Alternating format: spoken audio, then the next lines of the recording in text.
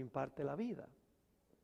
Tenemos muchas creencias en común con otros cristianos, pero hay algunas creencias de la Iglesia Adventista que son autóctonas de la Iglesia Adventista. Una de esas doctrinas que nos distingue de los demás cristianos es nuestra doctrina del juicio. Tenemos un concepto diferente del juicio que todas las demás iglesias cristianas. Según el concepto bíblico, es muy parecido a los juicios que se hacen en la tierra. Etapas de un juicio. Estoy hablando ahora de juicios terrenales en nuestro sistema judicial. En primer lugar, se hace un juicio y se examina la evidencia. ¿Es así o no es así? El abogado defensor defiende, el abogado acusador acusa, y entonces se examina la evidencia para ver y determinar si la persona es inocente o si la persona es culpable. El primer paso es el examen de la evidencia. Cuando termina de examinarse la evidencia, entonces el jurado, y en algunos casos el juez, si la persona decide que quiere que el juez decida más bien que un jurado, cuando ya se ha examinado el caso, toda la evidencia, entonces el jurado o el juez dictan la sentencia en favor o en contra. Y luego, basado en el veredicto que se da en el juicio, se implementa finalmente la sentencia en favor o en contra de la persona. Es decir, hay 3 pasos de un juicio en nuestro sistema judicial. Número 1, investigación. Número 2, veredicto. Y número 3, la ejecución del veredicto o la implementación del veredicto. Ahora, quiero que leamos un pasaje a donde aparece claramente este concepto. Lo hemos leído en noches anteriores, pero veo que hay muchas personas aquí esta mañana que no pudieron venir en las noches. Entiendo perfectamente que hay personas que tienen 2 y 3 trabajos nada más para sobrevivir y no pudieron estar durante el transcurso de la semana. Perfectamente entiendo. Pero para beneficio de ustedes, yo quiero repasar este concepto del juicio, estos 3 pasos del juicio, para que vean que es un concepto bíblico. Vamos a tomar como nuestro ejemplo Daniel el capítulo 7. Daniel el capítulo 7. Ahora, antes de hablar del juicio en Daniel 7, necesitamos seguir la cadena o la secuencia de eventos en Daniel 7. En primer lugar, tenemos en Daniel 7 un león. ¿Qué representa el león? El reino de Babilonia. Luego tenemos una segunda bestia, un oso. ¿Qué reino representa? Medo-Persia. Luego tenemos un tercer reino, un leopardo que representa a Grecia. Luego tenemos una bestia espantosa y terrible que representa el imperio romano. Luego le salen 10 cuernos a esa bestia espantosa y terrible. Significa que el imperio romano se iba a dividir. Y luego, después que se divide el imperio romano, aparece en medio de los 10 cuernos un cuerno pequeño que gobierna 1260 años, desde el año 538 hasta 1798. Y ese cuerno pequeño representa ¿qué poder? Representa otra Roma, Roma papal. Es decir, que Daniel 7 nos ha llevado desde el año 605 antes de Cristo hasta el año 1798. Ahora me quiero enfocar especialmente en el evento que ocurre inmediatamente después de 1798. El siguiente evento en Daniel 7. Daniel 7, y vamos a leer varios textos, versículos 9 y 10. Daniel 7, 9 y 10. Estuve mirando, esto es después que el cuerno pequeño gobierna 1260 años, estuve mirando hasta que fueron puestos tronos y se sentó un anciano de días. ¿El anciano de días ya estaba sentado? No, dice que se sentó. ¿Quién es el anciano de días? Dios el Padre. ¿Dónde vive Dios el Padre? En el cielo. Así que esto está pasando ¿dónde? En el cielo. Así que dice, se sentó un anciano de días, cuyo vestido era blanco como la nieve, el pelo de su cabeza como lana limpia, su trono llama de fuego y las ruedas del mismo fuego ardiente. Un río de fuego procedía y salía de delante de él, millares de millares le servían y millones de millones asistían delante de él. ¿Quiénes son esos? Los ángeles. ¿Dónde viven los ángeles? En el cielo. ¿Dónde está pasando esto? En el cielo. Muy bien. Sigue diciendo, el juez se sentó. ¿Quién es el juez? El anciano de días. El juez se sentó y los libros se abrieron. ¿Qué se va a hacer con los libros? Examinar la evidencia. Ahora, ¿cuáles son los únicos casos que se analizan cuando se examinan los casos? ¿Cuáles son los únicos personajes cuyos registros son examinados?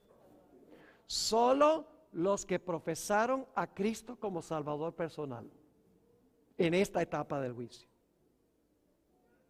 Después, durante los 1000 años, hay otra etapa, se analizan los casos de los impíos. Y después del milenio, los mismos impíos que van a resucitar van a ver sus registros también. Pero aquí no entran en perspectiva los impíos. Aquí entran en perspectiva solo aquellos que en algún momento profesaron el nombre de Cristo Jesús como Salvador. Y alguno dice, pero pastor, ¿por qué se va a examinar la evidencia de las personas que profesaron a Cristo? ¿Acaso todos los que profesaron a Cristo no se van a salvar? Yo pregunto, ¿en la iglesia hay verdaderos y falsos creyentes? En esta iglesia hay personas que se van a salvar y se van a perder. Dios no quiera que se vaya a perder ninguno. Pero la Biblia dice que en la iglesia hay trigo y cizaña. En la iglesia hay vírgenes sabias y vírgenes fatuas, todas con su lámpara. La lámpara representa la Biblia y aún las fatuas tienen un poquito de aceite, el Espíritu Santo. En la iglesia hay peces buenos y peces malos, que con la red del evangelio fueron pescados y metidos al bote de la iglesia.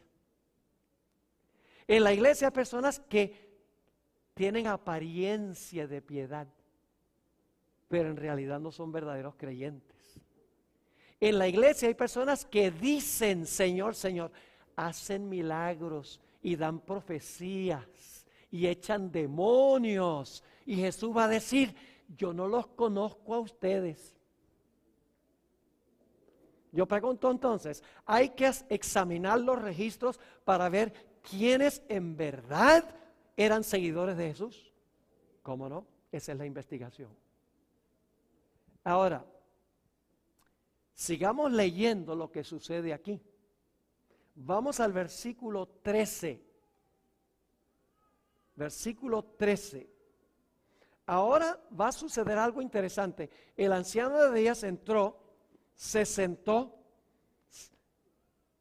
el juez, se abren los registros, pero ahora pasa algo muy interesante. Versículo 13 dice, miraba yo en la visión de noche, y he aquí con las nubes del cielo venía uno como un hijo de hombre. ¿Quién es ese?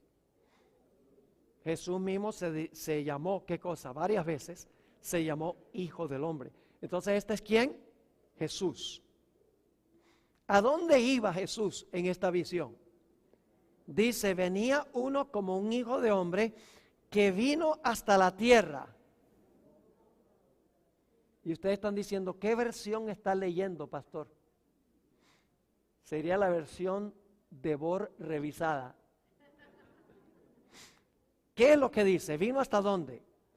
Hasta el anciano de días. ¿A dónde está ocurriendo esto?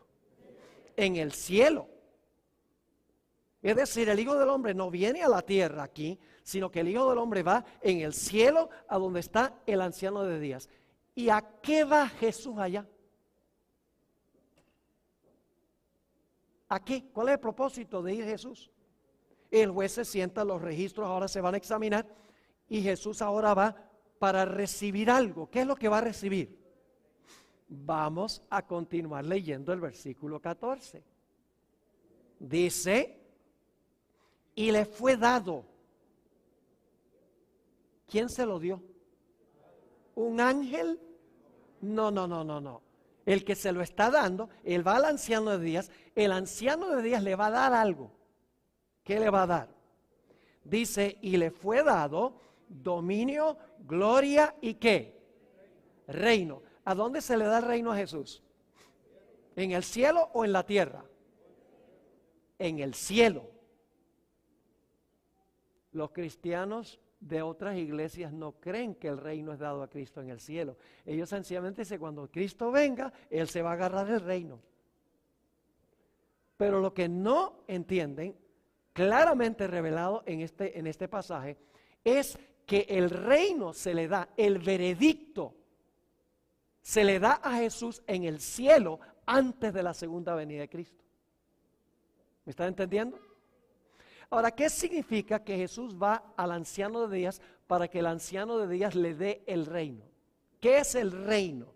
Eso tenemos que preguntarnos. ¿Qué es el reino?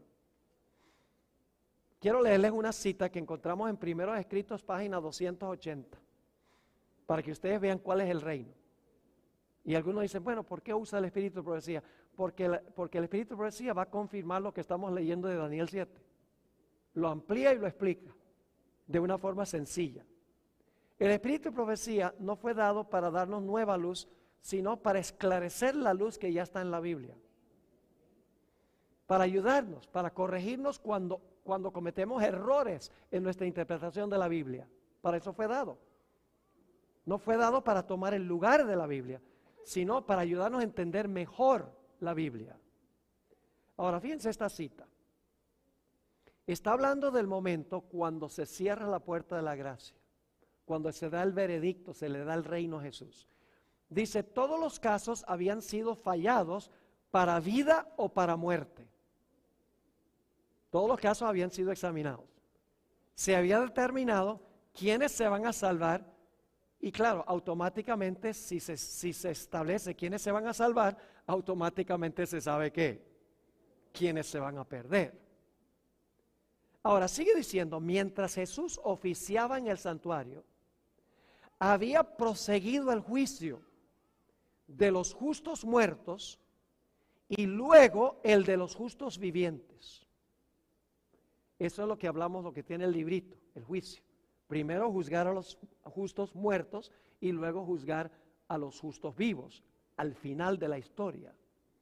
Ahora sigue diciendo, Cristo, habiendo hecho expiación por su pueblo y habiendo borrado sus pecados, había recibido su reino. ¿Cuándo recibe Cristo el reino? Cuando ya ha demostrado toda persona que le pertenece a Él. Ahora fíjense lo que sigue diciendo la cita. Dice, habiendo hecho expiación por su pueblo y habiendo borrado sus pecados, había recibido su reino. Estaba completo el número de los súbditos de su reino. ¿De qué es el reino? El número de los súbditos del reino. ¿Cómo se decidió quiénes eran súbditos de su reino? En la investigación. Es decir, cuando se terminen de examinar todos los casos y Jesús demuestre quiénes son suyos y quiénes no son suyos, el Padre le da a Jesús su reino y su reino se compone de su pueblo. ¿Me están entendiendo o no? Pero ¿qué etapa falta? Bueno, se examinó la evidencia, se dictó el veredicto en favor de los santos. ¿Qué falta? Falta de que se implemente el veredicto. Ahora vamos otra vez a Daniel 7 para ver una cosa muy interesante. Versículo 14. Le fue dado a Jesús dominio, gloria y reino. ¿A quién se le da el reino? A Jesús. ¿Y cuál es el reino? Su pueblo fiel, que se ha determinado en el juicio quién es fiel. Y luego sigue diciendo, para que todos los pueblos, naciones y lenguas les sirvan, su dominio es dominio eterno, que nunca pasará, y su reino uno que no será destruido. Ahora vamos al versículo 18. Versículo 18.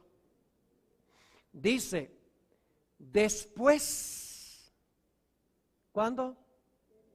Después recibirán el reino.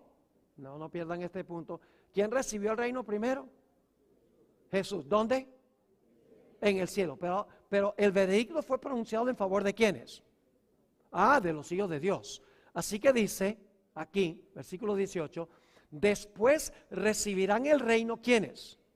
Los santos del Altísimo, y poseerán el reino hasta el siglo, eternamente y para siempre. Ahí se implementa la sentencia. Ahora vamos un momentico, un poco más adelante, al versículo 21. Versículo 21, otra vez la misma idea. Dice, y veía yo que este cuerno hacía guerra contra los santos y los vencía, hasta que vino el anciano de días. ¿Vino a dónde? ¿A la tierra o en el cielo? En el cielo, hasta que vino el anciano de días y se dio el juicio a los santos del Altísimo. Es decir, se da un veredicto en favor de ¿quiénes? De los santos del Altísimo, y luego dice, y llegó el tiempo y los santos recibieron el reino. ¿Ven las tres etapas ahí? Investigación, sentencia, y luego los santos reciben empíricamente el reino, la implementación de la sentencia. Así que el concepto adventista del juicio es muy bíblico. No fue inventado por Elena G. de White. Algunos dicen, no, eso de 1844, los 2300 días, eso de que Cristo va a examinar los casos de todos los que profesaron a Jesús para determinar si fueron genuinos o no. Eso lo inventó fue la hermana White, los pioneros. Eso no está en la Biblia. Aquí está clarito. No hay que depender de Elena G. de White. Le damos gracias a Dios por la expansión que ella da a este asunto. Pero no se origina en realidad con ella.